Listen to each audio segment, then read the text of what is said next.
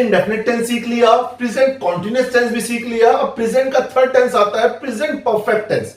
और present perfect tense में जैसे कि हम जानते हैं काम हो चुका है, बचपन से मैं यही सिखाया गया, चुका है, चुकी है, चुके हैं। लेकिन इसके साथ साथ मैं आज आपको एक बात और बताऊंगा कि प्रेजेंट परफेक्ट टेंस में चुका है, चुकी है, चुके हैं तो है बचपन की पहचान, लेकिन साथ में ही आ है, ई है, ए है भी उसी की ही पहचान है।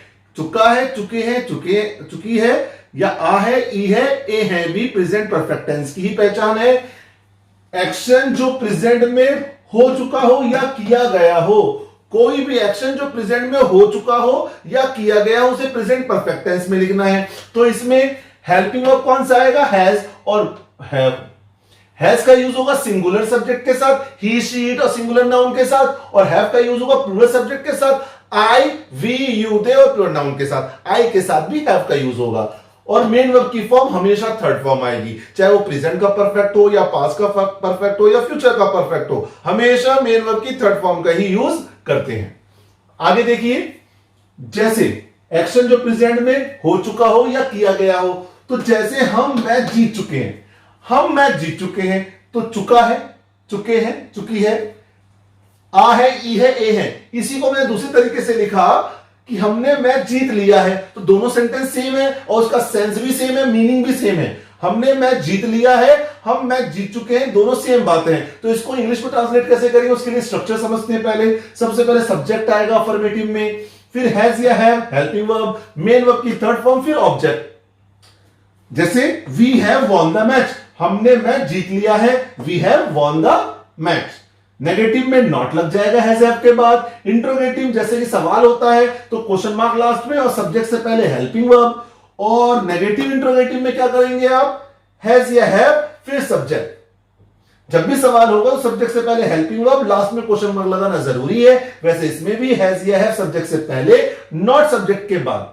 लेकिन अगर शॉर्ट फॉर्म में लिखना चाहते हो तो मैं बार बार कहता हूं हैजंट और हैवंट दोनों को कंबाइन करके लिखना है तो वो सब्जेक्ट से पहले नॉट आ सकता है, लेकिन अलग अलग लिखना है तो नॉट सब्जेक्ट के बाद ही आएगा। इस बात को अच्छे से ध्यान रखना है। फिर मेन वर्ब की थर्ड फॉर्म आएगी, फिर ऑब्जेक्ट आएगा, फिर उसके बाद डबल इंट्रोगेटिव में WH फैमिली का आना जरूरी है, फिर हैज या हैव आएगा, फिर सब्जेक्ट आएगा, फिर मेन वर्ब की थर्ड फॉर्म, फिर ऑब्जेक्ट आएगा। तो अब देखते हैं कि हिंदी से इंग्लिश कैसे ट्रांसलेट हुआ according to structure.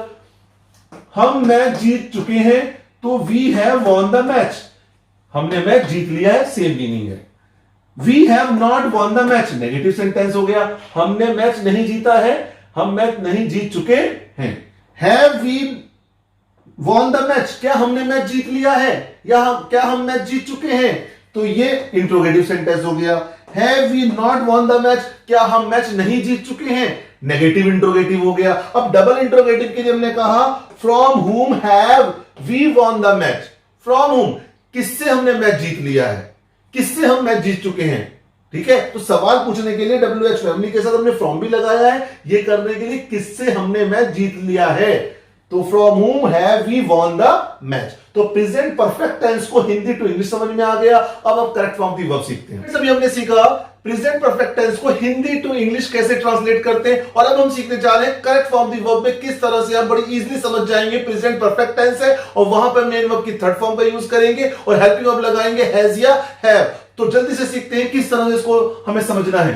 Present perfect tense, present perfect tense में हेल्पिंग वर्ब हैज या हैव आएगा और मेन वर्ब की थर्ड फॉर्म आएगी।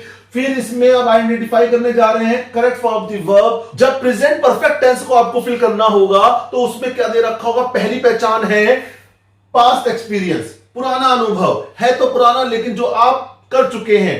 प्रेजेंट में आप वो बात बता रहे हो ये मैं कर चुका हूं, तो वहां पे वो पास्ट एक्सपीरियंस है और पास्ट एक्सपीरियंस को बताने के लिए प्रेजेंट परफेक्ट टेंस फिल किया जाएगा। मतलब हेल्पिंग वर्ब हैज या हैव का यूज होगा और मेन वर्ब की थर्ड फॉर्म का यूज होगा।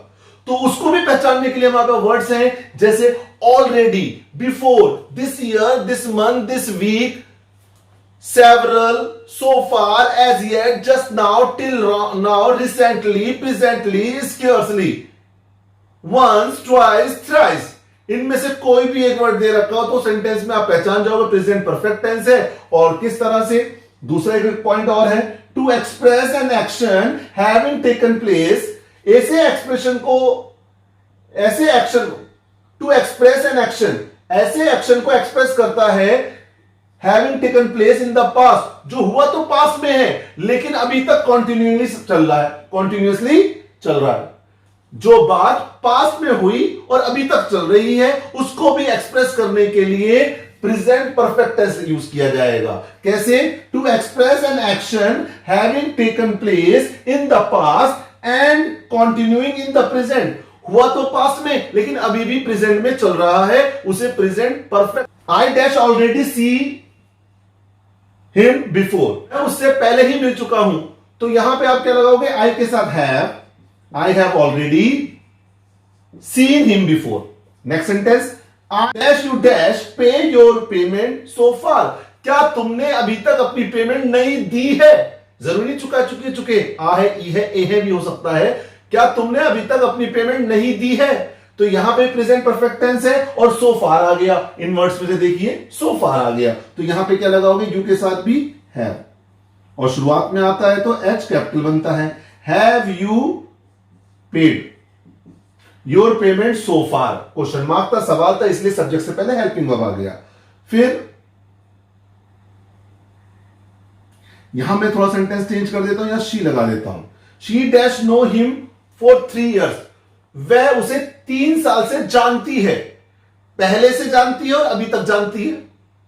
वह उसे 3 साल से जानती है, तो ये इस पॉइंट को एक्सप्रेस कर रहा है जो पास्ट में तो हुआ लेकिन प्रेजेंट तक चल रहा है, तो इसलिए इसको भी प्रेजेंट परफेक्ट टेंस में लिखेंगे। फॉर या सिंस से आप ये ना समझ जाए कि परफेक्ट कॉन्टिन्यूअस होगा, तो इस तरह की बात जो मीनिंग निकलती है इंडेफिनिट में लेकिन फॉर या सिंस आ जाता है तो वो इस पॉइंट को दर्शाता है, तो उसको हम प्रेजेंट परफेक्ट टेंस में लिखते हैं। तो she has known, third form आ गई, she has known him for 3 years, वह उसे 3 साल से जानती है। फॉर या सिंस वाला जब टाइम होता है तो बच्चे ये सोचते हैं प्रेजेंट परफेक्ट कॉन्टिन्यूअस टेंस में आएगा, लेकिन यहां पर इनडेफिनेट की मीनिंग निकल रही है, जानती है और साथ में फॉर या सिंस भी आ रहा है, तो इसलिए इसको प्रेजेंट परफेक्ट टेंस में लिखेंगे जो इस पॉइंट को एक्सप्रेस करता है। ओके, ये आपका प्रेजेंट परफेक्ट टेंस होगा।